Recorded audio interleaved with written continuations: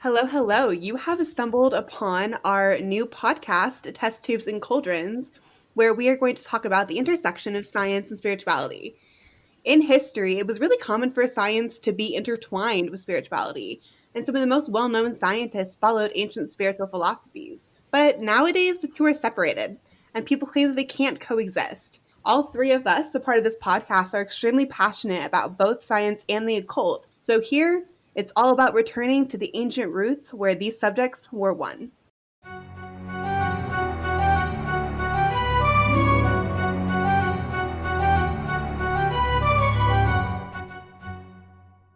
Our episodes on this podcast will rotate between a scientific hypothesis and our own current opinions on topics within the occult community. But before we get started in this episode, I do want to put out a slight disclaimer. In our attempts to understand the metaphysical through a scientific lens, many of our thoughts and our hypotheses are simply unverified personal gnosis, and that's totally okay. But as such, we always encourage our listeners to do your own research, and all episode descriptions will have reference to articles that we have read through to develop our own opinions. You don't have to agree with us. The host probably won't always agree either, but that's the beauty of discussion. So without any further ado, let's go ahead and introduce ourselves. I'll go first. Hi, everyone. I'm Astra. I'm a graduate student currently pursuing my PhD in biochemistry. I began my journey in the occult primarily as a folk practitioner for about 3 years, and then I recently began diving into the ceremonial realm of magic. I focused first on planetary magic, and I consider myself to be a planetary magician, but now I've begun digging into Hermeticism and consider myself to be a budding Hermeticist. Alchemy has been my new love and fascination recently, so that's really the subject that I've been diving deep into recently. Given my love for science and both science and the metaphysical, I've always been really curious about finding connections between the two. And that was a big part of my practice when I started, and it continues to play a very important daily role. Like most grad students, I have a really unhealthy caffeine addiction. I'm currently drinking coffee, even though it is 3 o'clock in the afternoon for me. And when I'm not reading for research or reading for my occult studies, I really enjoy a good high fantasy read. Just a random recommendation kind of being thrown in here. If you haven't read anything by Brandon Sanderson, you are seriously missing out, so hop to it. All right, who wants to go next? Hello, I'm Hanny. I'm also a graduate student. My background is in biochemistry, but I'm currently doing a PhD in an infectious disease lab, which feels awfully prescient at the moment.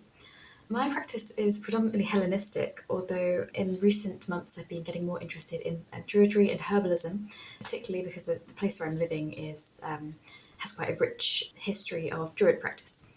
Because my background is Hellenistic, I've always been interested in the kind of intersection of science and philosophy and how that's been integrated into belief in the divine. So I'm really interested in that kind of historical mesh with the occult and how those two paths have diverged over time. Alrighty. I'm Felicity or Fel. I'm a historical interpreter with a previous degree in new media. Everyone always asks me what that is, so I'll just tell you. New media is basically where technology and science meet art. That is, of course, a very broad subject. I'll probably touch upon it at various times. That's basically the gist of it, though.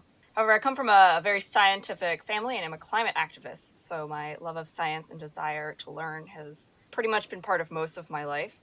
My path in spirituality has been quite eclectic, though pretty much 3 years ago it took a turn towards Hellenism, and that has been my primary path ever since. As I mentioned, when there's not a pandemic that shuts down museums, I work as a historical interpreter, so the history of witchcraft and the occult is something that is not only fascinating to me, but pretty much paramount in my practice, and then how that intersects with philosophy and science as well. Awesome. Well, there you have it. We are your hosts for this podcast. If any of you have any questions about kind of our lives, what we do, or our practices, you're welcome to ask about it. We might address it later on. So one of the things that we decided to do on this podcast, kind of just for fun, because we're nerds and we fully, accept that, is a segment called What Happened on This Day. Now, full transparency, we are recording ahead of time pretty significantly, so this probably isn't going to be the day that you're actually going to listen to the episode. But currently, it is January 23rd, 2021, And on this day, on January 11th in 1922, the first injection of insulin was given to a 14-year-old diabetic named Leonard Thompson, who was close to death. But when he was given this injection, it caused a severe allergic reaction. However, thanks to the incredible work of a biochemist by the name of James Cullip, the second injection, which was given on January 23rd, this day in 1922, it brought Leonard out of his coma, and the injection was a resounding success. So the very first successful injection of insulin happened on this day in 1922. Pretty awesome way to start the episode. Yeah, scientific Okay, success. all about the scientific success.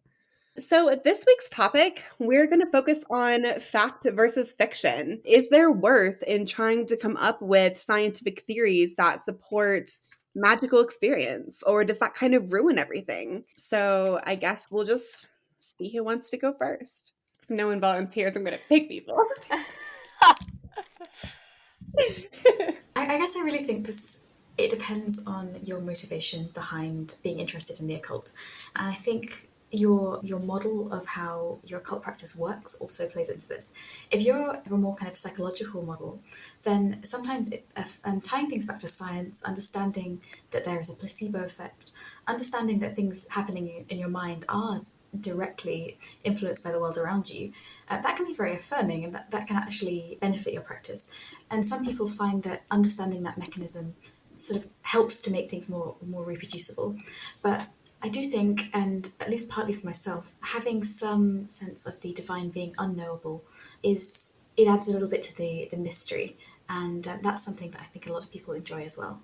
Yeah, I just jumping off of that. I also find sort of proof, and I put that in quotes because proof is sort of its own debatable topic. What is proof? But to say something has been like proven scientifically, or that it can be proven through scientific theory, well, that can be really affirming and exciting, and I for one love to see it. Personally, the element of mystery is an integral part of my own practice, as well as many others. I personally don't really believe that everything can be known just based on just how our brains are. We are limited. Our brains are limited organs, so by that logic, our brains can't really know beyond their capacity to know, although we can speculate. One of the things I wanted to bring up in this regards was from my own practice, from a more Hellenism viewpoint, is the Orphics versus the Pythagoreans. So Orphism and Pythagoreanism were two different sects in the Hellenic world. Orphism considered things like mysteries, specifically the mysteries of Dionysus, to be a path towards enlightenment. Now, the whole reason they were mysteries is that they were not revealed to everybody. You couldn't just sort of stumble upon them on your own. You had to go through a whole path to be revealed these mysteries. And once you were revealed these mysteries, it would offer you a sort of spiritual, for lack of better words, enlightenment, although I think they use a different term. That is sort of what we would see it as now. Whereas the Pythagoreans, yes, that is that Pythagoras, the one with the triangles, they sought mathematics and mathematical theory to hold the key to the universe. So interestingly enough, the Pythagorean theorem was actually one of Pythagoras's theories about the universe. So he looked at that as a way to further explore the divine, which I think is kind of funny thinking back on math class. So they were very much in the opposite camp, where Pythagoras influenced math as much as he did because he believed it held the soul of divines. So very much you even see in the ancient world, there's quite a stark difference there. But for me, I personally love the idea of unknowable mysteries, but I can also see the value in finding them to be proven. Yeah, and historically speaking, I don't think there would have been such a dichotomy, right, as you sort of describe. Like, there's those sects that sort of pursued understanding through more sort of mathematical scientific means, but we can see that those groups they may have been practicing what was thought of as magic at the time. There were theories like miasma and humours, which we now understand as germ theory. So those things kind of were tied together throughout history, and it's only more recently that they've sort of begun to diverge as scientific versus magical. Absolutely. I am of the opinion that it doesn't take away from it, it actually adds to it. So recently in my study of Hermeticism, I've come across the idea of, by studying the cosmos or the natural realm that we are physically in, it gives us incredible insight into the mind of the creator, or whatever you might think that is. And I think that when we truly take time to look at the world around us, it's incredible. And that in and of itself, nature in and of itself, and the way things interact, like how the cell works, how, prokaryotes work, things like germ theory, even different diseases and pathologies, they're all so incredible and so complex. And that in and of itself is magical. And I think to separate the two does a disservice to seeing how incredible those are. And again, I think it provides insight into I don't necessarily want to say limits, but to what's the word I'm looking for? Well, basically, I think it provides insight into kind of the limitless availability of our own personal power when it comes to trying to manifest a particular reality for ourselves. I mean, to just see the complexity of the current natural realm, and it gives you a sense of power in terms of the ability that you have to change your own world, life, so on and so forth. But yeah, if no one has any more thoughts on that, we can pop it over to the next question. Does tying things to science lessen the magic? We kind of touched upon this a little bit previously, but again, I really don't think so. I know I have some friends who say that the saying that magic is simply science not yet understood is cliche and not entirely accurate. But I agree to a certain extent. It's a little cliche. But, the occult is defined as the study of that which is hidden, right? But when we study the natural world and even study the occult, we do it in the effort of making it known, or at least being given the resources to understand it better. And there are kind of like Hanny touched upon previously, there are a lot of inventions in our society that centuries earlier would have been considered magic, but it's nothing more than a scientific or technological innovation in current society. And even though I do think that like science and spirituality should be much more intertwined than they currently are, at the same time, I do think that mysticism offers really incredible insight for scientific advancement and also vice versa. So it doesn't lessen the magic. I just think it provides an alternative explanation, and that in and of itself doesn't lessen anything. Not to mention the fact that the science that we use to try and come up with certain hypotheses as to how magic works, they're just hypotheses. We can't really prove anything. You'll often hear a lot of like science professors say that proof in science is not a real thing because it's impossible to absolutely prove anything with certainty. You can heavily support it, which is where a lot of like scientific theories come from. These hypotheses that are so heavily supported and have yet to be falsified, they are, for the most part, taken as fact. But within the spirituality kind of realm of things, most of what we talk about is unverified personal gnosis, and our explanations for are simply hypotheses that are verified by our own experiences. And trying to find an explanation for that doesn't lessen the magical experience. Yeah, it's interesting. This is something that I go back and forth on quite frequently. In fact, a few weeks back, I was in another debate about this, and I literally changed my opinion halfway through the debate. And I've probably changed it back since then, because it's just something, I mean, I think that the two musing on this itself is its own sort of, I don't know, mysticism in a way. So it's like, while I can think science definitely enhances our understanding of magic, and magic can lead us to scientific discoveries, I think the present culture of science and also the present culture of a lot of spiritual communities sort of don't allow that fluidity to exist. It's either no magic, or no, science is all sort of not quite nonsense, but it's all like conspiracy or whatever. So it's really difficult when that sort of dichotomy is being perpetuated by both sides. One of the interesting of the blending of science and magic that I can think of in my own life is I go to NASA sometimes. I've been to NASA like 2 or 3 times now. And every time I go there, it's truly like, I cannot define it as any other way than a magical experience, despite the fact that NASA is obviously so rooted in science. Just going there and seeing these rockets that have actually gone into space and like been in that awe-inspiring thing that we can't, it's so hard to describe space being here on Earth, and just seeing that, and like, where they'll have pictures of me like, this star is X 100,000 light years away, and just I've cried more times at NASA than I think any other place, because it's just so beautiful. And I think NASA, for me at least, is a really good example of the marriage between this sort of awe and mystery, while also there is a lot that can be explained with science.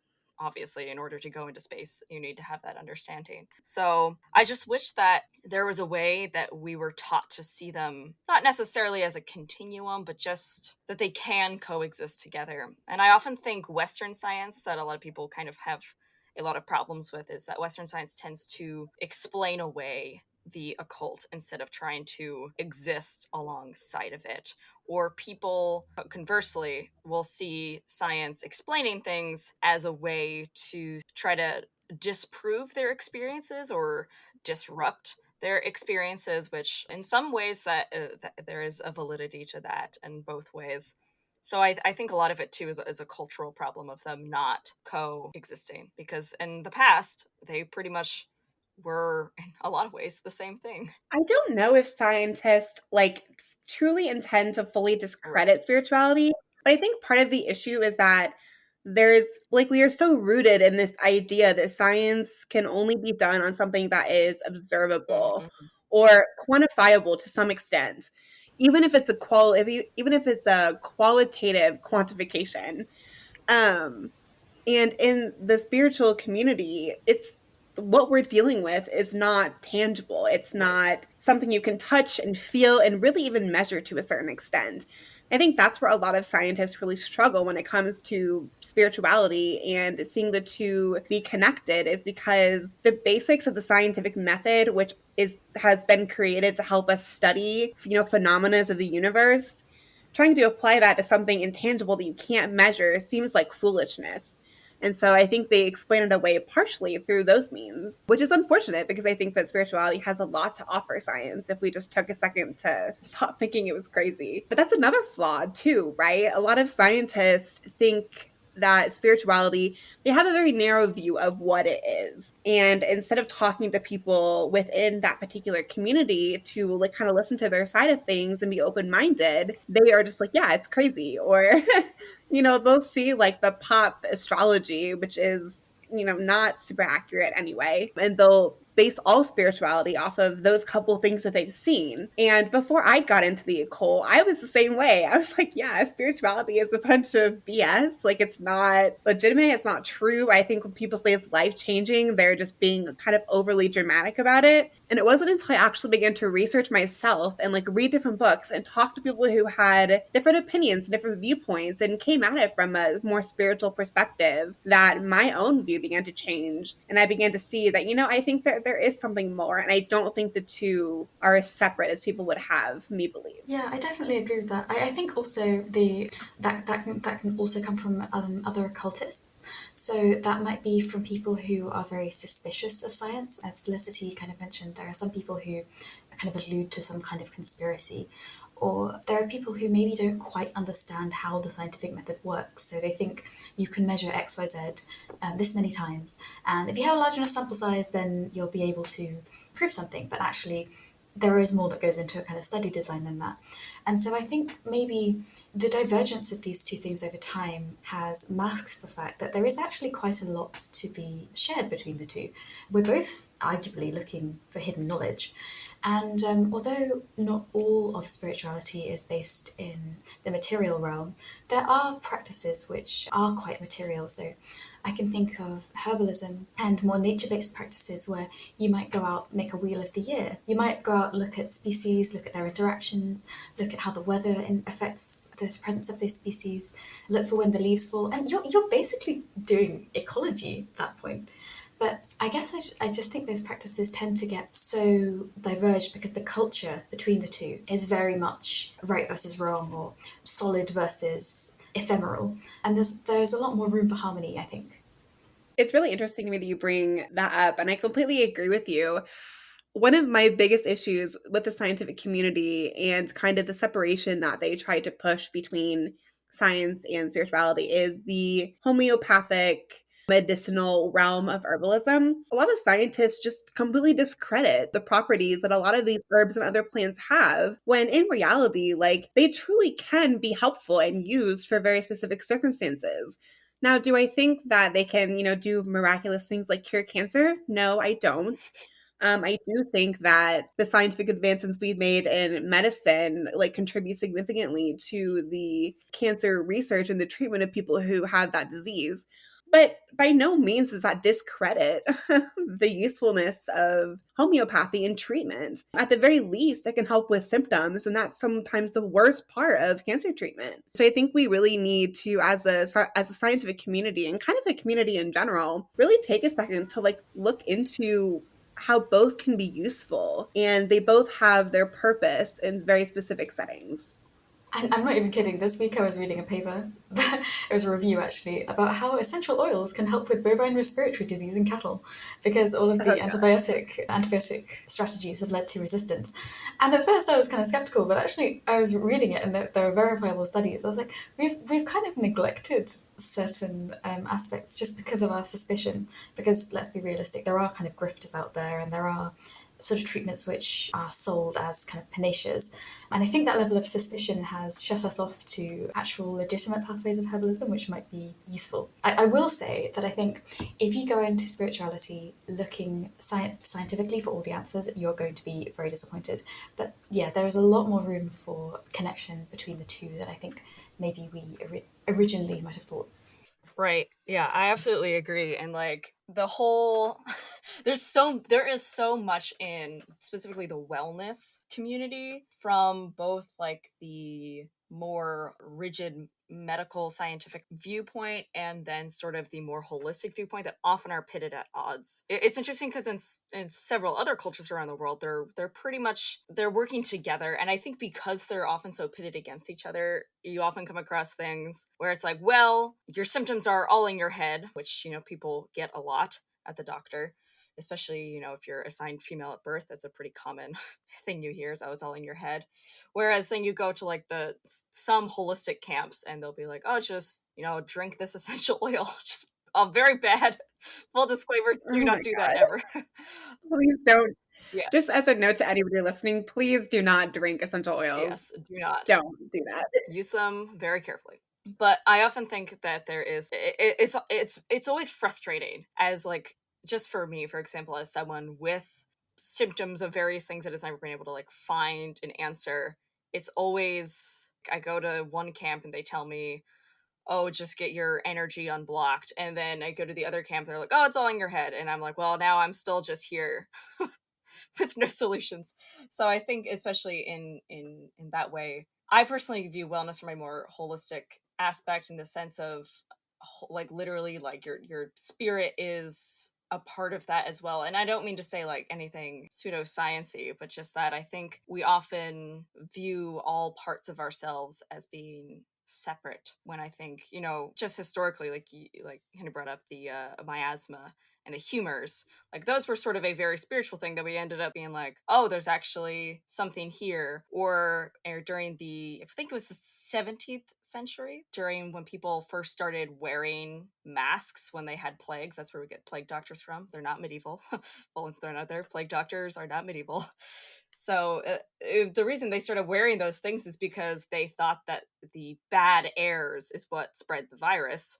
And well, they were actually more right than they thought they were. So I think there often is this sort of, oh, it doesn't exist until it's proven, as opposed to, oh, I see a lot of people have this experience, let's look at it, examine it. Absolutely. And I think there's a lot to be said for something having an effect on your mood, or, whatever it might be, even if it's something as simple as like aromatherapy, right? Like, it has been shown that certain scents cause people to experience certain moods, and it's different for everybody. There's not always like a universal, scent associated with a particular mood or thing. But like, that is, in my mind, something that a lot of people consider to be pseudoscience, even though, like, scientifically, there is data to suggest that it elicits a true response from people and animals and so on and so forth. And again, that doesn't make it less of a way to treat something. It, again, won't cure anything, certainly. But if that's a way to help you feel better during the day, is by, putting some diluted lemon essential oil on your wrist and then smelling that to make your mood better, by all means, that's a completely legitimate way to improve your mood. And I kind of think the same thing regarding like grounding and centering and kind of these practices that we use within the witchcraft and the occult community, again, those are things that may not have a scientific basis behind them in terms of like that terminology. But like going outside and walking around for 15 minutes in the sunshine has also been scientifically shown to increase your mood for a variety of reasons. One, just being out in the sun and getting some vitamin D. Like, Right. a lot of these things have a scientific basis, but they're not talked about within, like, there's no crossover between the two communities, even though there absolutely can and should be. Yeah, and I think also with things like chronic pain, especially, or even with people who have anxiety and experience pain, even if they can't find a biological basis for your illness, your pain is still real. You're still experiencing very real psychosomatic symptoms. And I guess even if we do assume some of these things are placebo, that doesn't mean that we shouldn't actually utilize them, because sometimes that placebo can really improve the quality of somebody's life. So I think it's about disregarding, oh, there's no kind of mechanism for this, and saying, okay, but what actually helps this person? Because if this person is living with kind of chronic illness, and we haven't found another strategy, then yeah, maybe it is beneficial for them to look at more sort of holistic management if that's what makes them feel better. Well, and again, with the mechanism, like, just because we don't know what it is doesn't mean it just doesn't exist, Yeah, right? very true. I think that's the other thing is it's a lot of these mechanisms that people say don't exist just haven't been studied. And I think a lot of that is due to the funding issues in the scientific community and this idea of funding only going to research that is useful, hot at a particular moment in time, some diseases that have, no treatment or whatever. And I think it's really unfortunate that the study of kind of these mechanisms that are unknown, like they don't get any funding for further study, which means that people will continue to discredit them, even though there may actually be a mechanistic scientific reason behind what happens. But we'll never know because it'll never be funded because it's not important enough. Right. Yeah, like just to give an example, I have known several people with chronic pain, specifically arthritis, who say that their pain gets worse if it's like rainy, because then they do it with the barometric pressure. And there's pretty much not a lot, at least at the time that they were saying this, I haven't done any current research. There wasn't really a lot of research to expand on that except to say, this seems to be a common symptom. I think it's Yeah, there's still not. yeah, I there's have like there's still not. yeah, I figured as much. So it's interesting that sometimes you'll have like symptoms that are reported by multiple people, and sometimes because it's not hot, it's not sort of where the funding is. People are like, meh, I don't know. I guess it's all in your head, and it's like, what? Yeah, it's all very frustrating, basically. It reminds me of that quote from Harry Potter. Is it from Dumbledore, I think, who said, just because it's in your head, Harry, doesn't mean that it's not real. Right. I think we could use a lot more of that mindset in the scientific community. Anyways, if that's all people have to say on that topic, Yeah. let's continue. We touched on this a little bit at the beginning, but I think it's worth kind of going back to it. And that is whether some things are better left unknown. I know, Felicity, you talked about how mysticism is, and like the unknown is still really important in your practice. For me, I do think that there are things that will remain unknown despite our efforts. They just lie beyond the realm of being quantified with our current technology. That's not to say that we're never going to understand them, which follows my take of magic is simply science we have yet to understand. But there's no shame in acknowledging the fact that there are things beyond our capability of understanding. The fact that these things do remain a mystery, I think, just adds to the excitement of life. And I don't consider that to be a bad thing. In fact, I think when somebody thinks that they've learned everything or that they know everything about a particular subject, no matter what it is, then you've lost curiosity. And that in of itself, I think, is the truest shame. But I'm curious to hear what you guys think. Yeah, there's that phrase I've seen recently. It's, if you see the bullet on the road, kill him. And yeah, it kind of alludes to the idea of if somebody thinks that they know everything, then they are very probably wrong, and they're very very probably in the sort of more early stages of their path. I do agree. I think that not everything is knowable, and I think that you'll probably drive yourself mad if you consider everything has to have a mechanism, everything has to be understandable. That said, I think a healthy sense of curiosity and a kind of scientific approach to your practice is something that's really useful. And you should try and discover, you should try and validate, you should try and reproduce things, because that way you'll understand a little bit more about yourself and the world. And I think that's really valuable. Yeah. So for me, it's interesting because it's like, I don't necessarily think that certain things are, quote, better left unknown. Because I sort of jumping off what other people have said, I also don't think everything can be known or quantified. Some things are definitely better left uncreated. That's for sure. Sort of the That's for sure. the Jurassic Park quote. They were too busy trying to see if they could. They didn't stop to think if they should. But I don't think that I definitely don't have anything wrong with the pursuit of knowledge or trying to theorize about the occult or just the world around you in general. My problem lies in sort of what everyone else has been saying, is sort of thinking that you can possibly know everything. I don't think that's an interesting way to live your life. There are certain things like, I don't know. There's a lot of things I don't know. I'm not a veterinary technician. I don't really have a desire to be a veterinary technician. It's okay to trust that some people know other things. I don't know, like, I don't know everything about birds, but I still love to watch them fly. I don't really have a desire to look up, why does this bird do this thing? Because I like watching them just do their thing. It's fun. So yeah, I don't think necessarily things are better left unknown or that it's wrong to pursue theories or things like that. But I think it's humbling yourself and knowing that you can't possibly know everything, and certain things you will never know, no matter how much you study them. Yeah, I do agree with that. It's so funny because I recall specifically in fall, I took a trip up to the Upper Peninsula in Michigan, and it is just full of forest. And during the fall, it was absolutely beautiful. The leaves were all changing colors.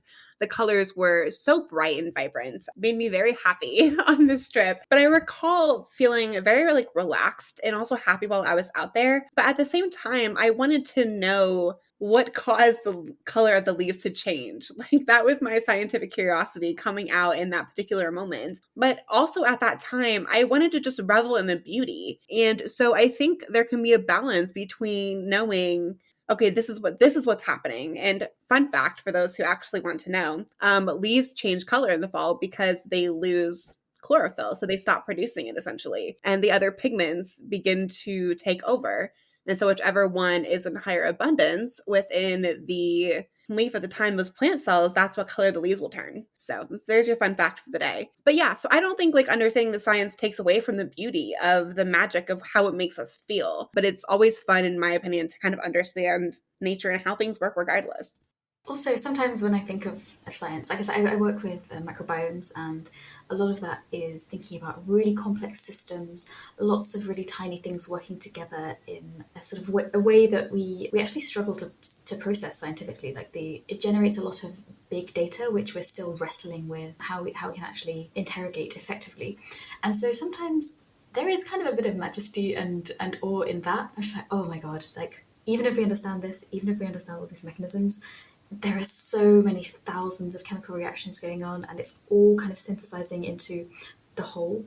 And that's actually a little bit magical in itself. So yeah, I think it just comes back to this idea that there doesn't really have to be a dichotomy between the two. I think there can be awe and majesty in both, and a kind of sense of connectedness that comes from the natural world, which is both fueled by the scientific and the spiritual.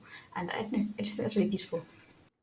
This actually ties really well with our next topic, which is, and I know, Hannah, you touched on this a little bit, but how do we balance the magical and the mundane? In our community, it's very common, at least from what I've seen, to listen, see, and watch people discuss experiences that they've had and claim that something might be magical when in reality there's probably a much more mundane reason for why they saw what they saw or experienced what they experienced. And by no means would I ever, want to take away someone's magical experience and say and invalidate it, because I do think it's very personal for everybody. But it's really important as, witches or occultists or whatever you want to call yourself, or just a spiritual person, to be able to recognize the difference between something happening just mundanely and something being magical, there being a magical response to an action that you took. So in this segment of the podcast, we really just want to talk about what it means to separate the mundane from the magical, how you do it, why it's important, and any other thoughts that pop up during this discussion. I think I've talked a lot already about reproducibility, but I'm going to talk about it again. So yeah, I think there's a sort of a tendency or a trend, especially on a lot of social media, to see something and assume that it's a sign or assume that maybe it's a calling. And part of that is, I guess, sort of down to the commodification of the occult, but that's a topic for another day. But I think looking for how reproducible that is, and particularly as a result of spell work, can affirm whether it's genuinely a sign or whether it is just something that you have attributed a spiritual meaning to. So keeping a lab notebook and keeping a note of the sort of conditions that happened around the time of your spell work or around the time of the sign, and seeing how often that pops up, that can be one really useful method. The other thing to mention is the mundane conditions. Could those have been contributing to your experience? Like there are lots of mundane reasons why you might have been seeing lots of feathers outside of your front door, for example. Unfortunately. Yeah, and the other thing is, as well, is reproducibility in a historical context. So again, I think there's a lot of unverified kind of personal gnosis that floats around on social media. And while, your unverified gnosis it's useful to you and it's essential to your practice, if you are participating in a particular cultural practice, I think it's really important to do your homework and do your research and see if that is backed up by that tradition. I particularly see Celtic lore being misappropriated in that way, people making assumptions about kind of the Fae, shall we say. But Hellenism as well, just doing your research and seeing whether this is something that is plausible within the lore of your practice can help to establish whether that's obviously genuine experience, but a valid experience. So yeah, speaking of signs, magical and mundane versus mundane is definitely something that I think about sort of, anytime I do anything at all. I mean, I think it's one way to sort of prevent yourself from going off into the clouds, as it were, because otherwise you could interpret everything as a sign. And just to use a very concrete example of this, so I'm a candle maker. I make a lot of candles, and one of the I sometimes when I see people talking about candle signs, like I actually don't really do candle divination just because I work with candles so much that I sort of know their flaws and how they affect things. So for example, like candles do weird things just based on how you pour them. So if I pour X candle at 170 degrees and the tin is at 170 degrees, it'll burn differently than if I pour Y candle at 170 degrees and the tin was heated up to 100 degrees. Like that will drastically affect how it burns and what it does. So candles specifically, I mean, everything is a lot of that ways. And one of the interesting things, though, that I think of is that even if not everything is a magical sign, I think sometimes that doesn't necessarily mean it's not useful. So, for example, I live right next to a pond, and the pond has 2 swan couples, so 4 swans total, who like to frequent the pond. They're sort of there all the time. And I know this, so if I saw them, I wouldn't be like, oh, that's a sign. But if I saw these swans about, it might make me think of, oh, like swans are sacred to Apollo. And it might make me think, oh, okay, maybe I should do something for Apollo. I haven't done it in a while. So even though I know these swans aren't a sign because they live there and they've lived there for years, just even seeing the swan can remind me, like, oh, like I haven't done this thing for this god, or reminds me, oh, maybe I want to read a little bit more about the swan mythology related to Apollo. So I think definitely not everything is a sign. I think that's something that more people should sort of, it's oftentimes, especially when you're beginning out, it's easy to forget. But I think that doesn't necessarily mean that not everything has value, especially if you're looking at things from a more psychological model. Like you could do candle divination and you could just even look at it and see if it jogs something in you. And whether or not that's a divine sign is sort of what we were all talking about with like reproducibility and confirming and verifying things through other avenues. I do think you bring up a really good point about how mundane things, even though they might not be magical, they can certainly serve as a reminder, right? A reminder to do something, pray about something, whatever it might be for your magical practice. And I think that in and of itself has a lot of value. So I totally agree with what you said there. I do want to briefly touch upon you mentioned that when you pour candles at different temperatures in regards to like the wax temperature and the container temperature, they burn differently, right? And this brings up a really good point about the importance of controls in our spell work. And this is something that I know Warrior Witch Nike has brought up on her channel before. But when you do a spell and you're going to burn something, and if you intend to do candle divination on it, I think this is even more important. It's really crucial to have a control. It's what we would call a negative control, right? So it's this candle that you haven't put any intention into, you haven't done anything to it necessarily, and you let it burn down just naturally, and you take notes on it. And what is the burn time? Does it leave any wax behind? Is there any unusual pooling? Does it melt weird? List any observations that you may have. And then when you actually do your spell and you put intention into your spell and maybe you dress the candle with some things, if it burns differently from what you previously noted, those are the things that you would want to focus on specifically, again, if you were doing candle divination, because that's a difference from your control. And theoretically speaking, you should have a control for every single thing that you add. So if you know you're going to burn a candle with particular herbs and oil on it, you should theoretically have a control for the candle with oil, the candle with oil with herbs. But I get it. No one wants to waste any product. So I don't think that's totally necessary. But it is important to have controls, and in any spell work, I think that's true.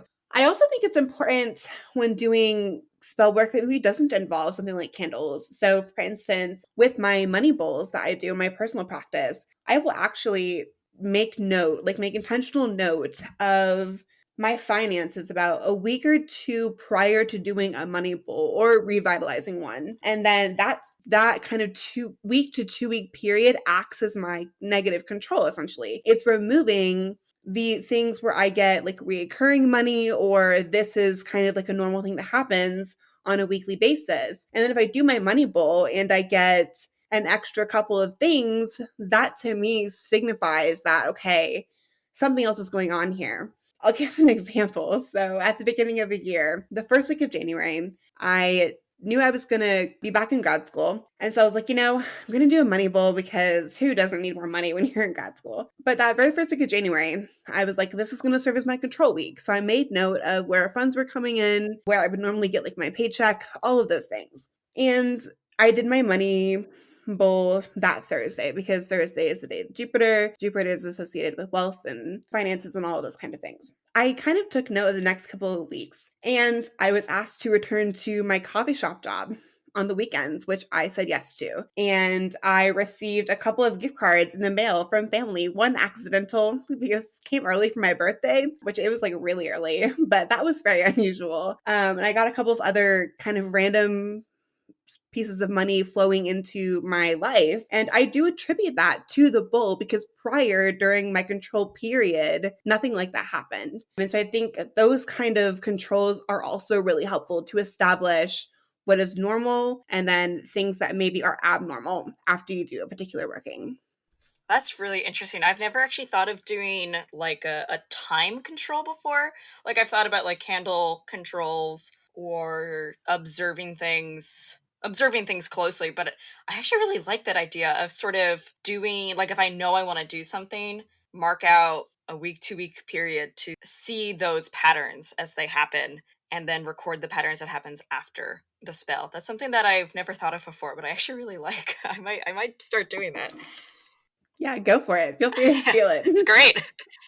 I think another thing too that I see a lot within our community, kind of from newer practitioners more than like advanced practitioners that I've spoken with, when you use plants as a part of your protection for your home or yourself or whatever it might be, I think it's really important to do a trial with your plant as well. For instance, I know in my particular apartment, there are some plants that just do not grow, because I have tried so many times to get them to grow and thrive in my apartment, and they just don't. But if I had bought that plant and immediately tethered a spell to it for protection, and it began to die because it wasn't getting enough sunlight, or maybe the humidity in my apartment isn't good enough for it, and whatever the case may be, then I might have attributed that to a magical attack when in reality, the environment that it was in was just not the right one for it. And so it's those kind of things that we really have to take into account when it comes to using an item like a plant, which is a living thing in our practice. If you are able to successfully grow and keep a plant alive in your apartment or home or wherever, and then you tether it to a protection spell or a ward, and then it begins to die, I think you can more assuredly say that I think something weird is up and I should probably take care of it. So it's those kind of things that I think coming at spirituality with a scientific lens can be really useful, because it can really help you decode what is just like mundane. I have a black thumb. I am not a green person. I kill most plants I come into contact with. If it's just that, or if it's truly something magical happening that you need to address and take care of. That's a really, really good point. I think a lot of newer practitioners need to learn the value of overwatering. I'll say no more on that. But that just reminded me of another thing in terms of paying attention to mundane conditions. Plants are really variable. So even if you're using things in herbalism, the quantities of the chemical compounds that might be useful to you are going to vary a ton between different plants, even within different parts of the same plant. So something that can be really useful is, I kind of alluded to this before, keeping some kind of wheel of the year or keeping some kind of diary of the things in your local area and the conditions in which the plants are growing, the location you took something from a plant, and just all those little details, because those ecological things can actually really add up. Scientifically, that can be explained by the concentration of chemical compounds, but also magically, it's a really nice way to kind of connect to the land around you and connect to the spirits of the plants if that's something that you're interested in. So yeah, I think it's a really nice way of just blending those two elements of your practice. Yeah, absolutely. I think that's also a really good point when it comes to herbs. And this might come across rather gatekeepy, and I don't mean it to necessarily, but as a scientist who has seen things go wrong with people who have made tinctures by themselves without understanding kind of the proper procedure, if you want to experiment in herbalism, then you really truly need to understand that it's as much science as it is magic.